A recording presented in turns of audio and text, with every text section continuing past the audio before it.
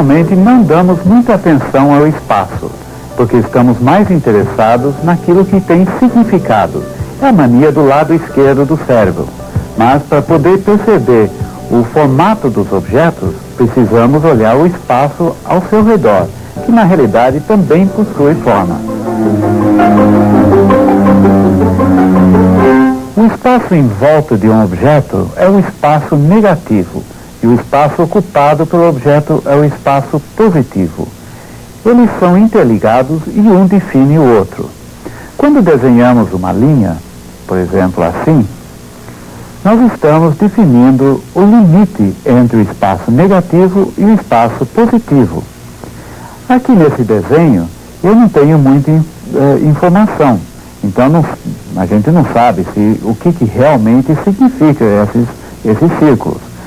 Mas se eu colocar um pouquinho de sombra aqui em volta, vamos dizer, escurecer o fundo, eu posso criar a ilusão de um disco. Então é um objeto claro sobre fundo escuro.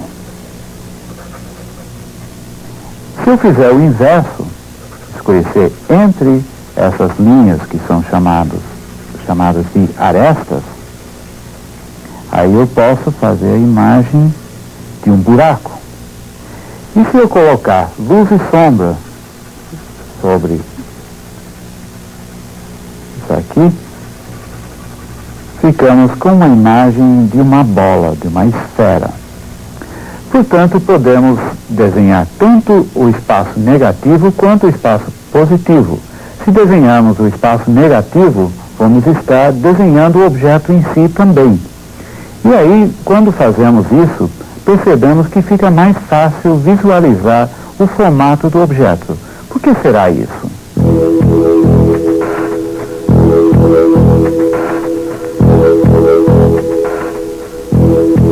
Isso é porque quando olhamos para alguma coisa, como essa cadeira aí, nossa percepção é em primeiro lugar simbólica e abstrata, conceitual.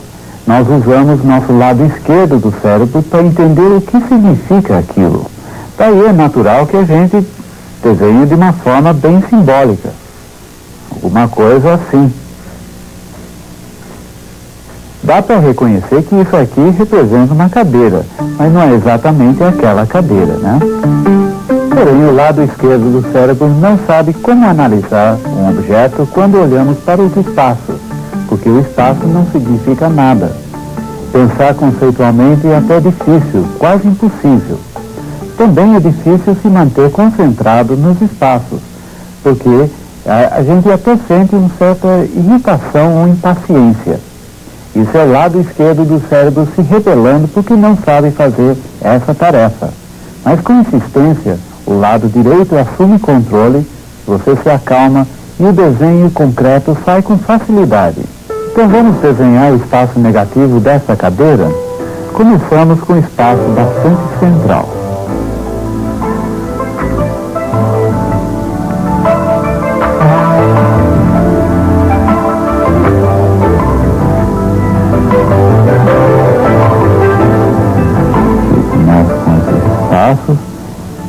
Veja que esse espaço eu estou fazendo mais a olho do que vou fazer adiante. Já tenho a referência da altura e da largura.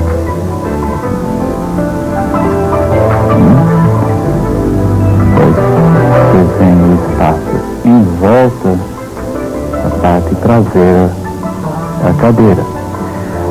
Agora eu vou ter que olhar um outro espaço. É mais do lado esquerdo, aqui. Sim. Eu vou só conferir se esse eixo está certo. Agora tem o pé. Esse aqui.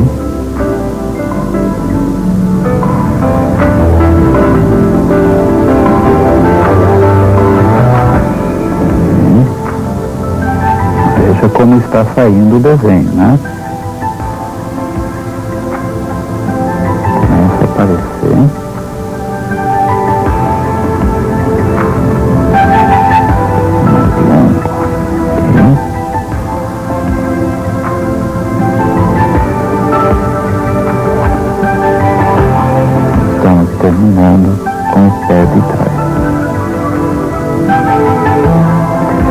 aí você vê que desenhando o espaço negativo também desenhamos a cadeira.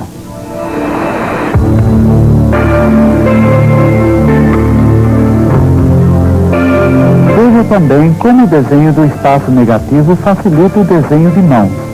Procuramos uma posição complexa. Olhe para o formato do espaço entre os dedos. Na realidade, é um formato simples de ser desenhado, bem mais simples do que desenhar os dedos. Então vamos ver como isso funciona na prática. Vou desenhar o espaço entre meus dedos. Aqui. Quando eu desenho o espaço, automaticamente já desenho os dedos. Veja como aparecem quase como mágica. Vou desenhar este espaço aqui. Dá para completar deste lado. Antes de desenhar, olhe para os objetos em relação ao seu fundo. Por exemplo, veja o desenho que as árvores e os prédios formam contra o céu. Agora você está pronto para fazer os exercícios.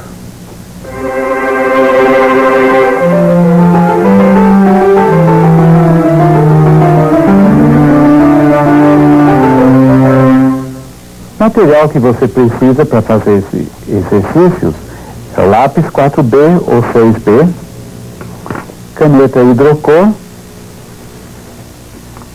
giz de cera, papel carbono, papel de seda e papel sulfite. Então, vamos ativar seu lado direito do cérebro?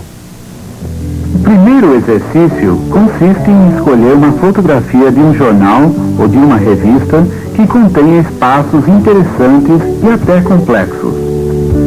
Com lápis vermelho, hidrocor ou de cera, contorne os espaços destacando-os.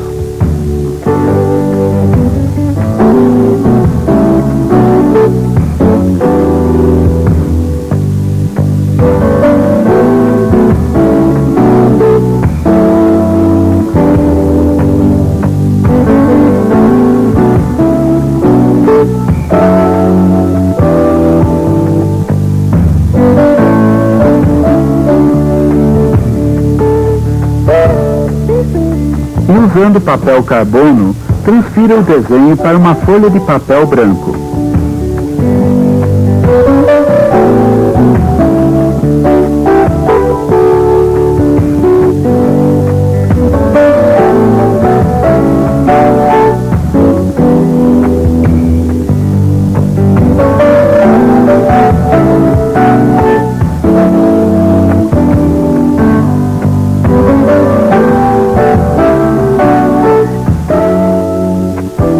Veja que a reprodução dos espaços formou os objetos da fotografia. Note que as bordas também são parte do espaço negativo.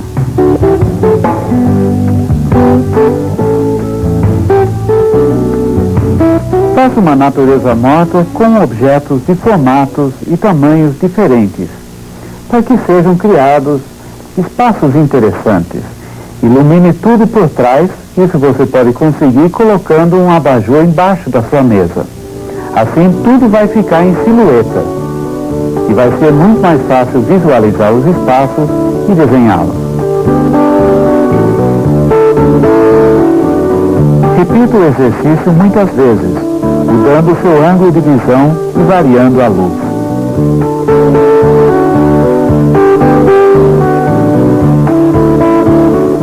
Usar o visor para enxergar os espaços é muito bom, porque você consegue ver se as linhas são verticais, horizontais ou inclinadas.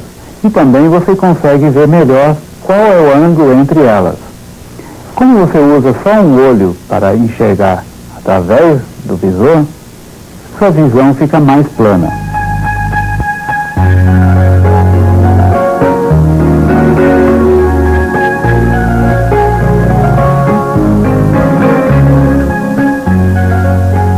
A observação dos espaços na pintura é importante, porque geralmente ela é desenvolvida a partir dos planos do fundo, os espaços. Vamos ver como isso funciona numa aquarela. Vou começar com o céu.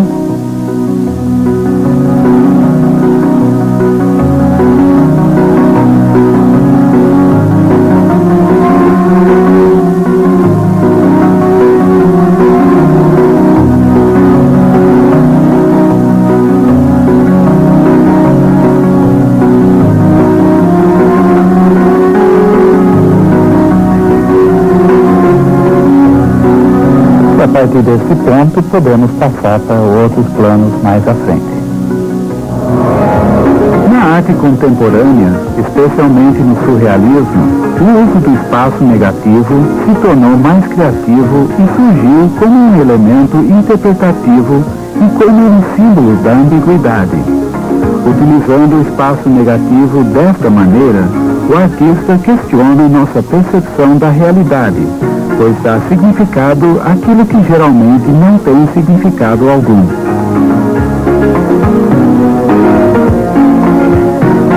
A abertura do programa Vitória é um exemplo muito bonito do seu uso. Neste caso, a palavra de título do programa é formada pelo espaço negativo.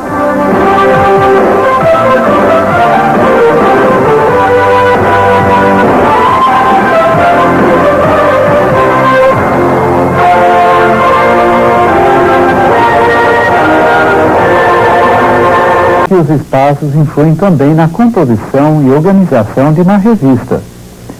Quando você escreve uma carta ou um relatório, os espaços precisam estar muito bem equilibrados. Isso acontece, mas aqui não. Portanto, esse aqui é muito mais bonito e mais profissional.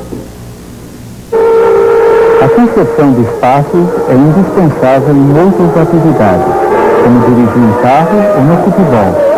Quando Gerson fez esse passe maravilhoso na Copa do Mundo, em 1970, ele teve que aliar sua intuição à percepção de distância e de espaço. Cobriu a Victor, parou no peito, finaliza, gol! Gol do Brasil! Jairzinho! Podemos dizer que ele fez o passe com o lado direito do cérebro. Não é por acaso que um locutor disse que ele fez uma pintura de um passe.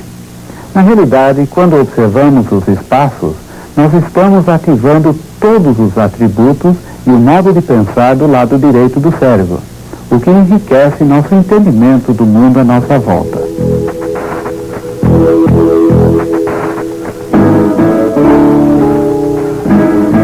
Este é um desenho clássico de espaço negativo. No início desse desenho, estou usando o lado esquerdo do cérebro, porque estou consciente de estar desenhando um rosto.